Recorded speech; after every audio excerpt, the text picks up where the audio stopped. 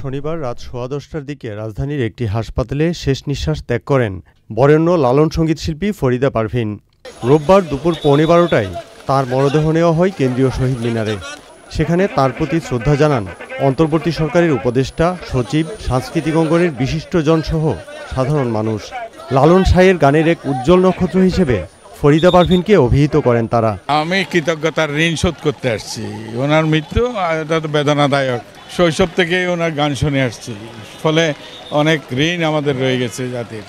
অসাধারণ শিল্পী, উনি চলে গেলেন। শ্রদ্ধা জানাতে পেরে আমি নিজেকে ধন্য মনে করছি। শুধু গান শিখি নাই, আপার কাছ থেকে তার আচার ব্যবহার, মানুষের সাথে, গুরুর সাথে শিষ্যের সম্পর্ক, কিভাবে কি করে, সেগুলো সব কিছুই আপার মাধ্যমে আমরা শিখেছি। আন্তর্জাতিক ক্ষেত্রে লালনের প্রচার এবং প্রসারে তার যে অবদান সেটি অনস্বীকার্য। আজকে যে লালনের গান নগরে এত প্রতিষ্ঠা পেয়েছে, মিডিয়াতে, গণমাধ্যমে, তার পেছনে ফরিদা পারভীনের অক্লান্ত পরিশ্রম। আজকে লালনের গান মানেই ফরিদা পারভীন, ফরিদা পারভীন মানেই লালনের গান।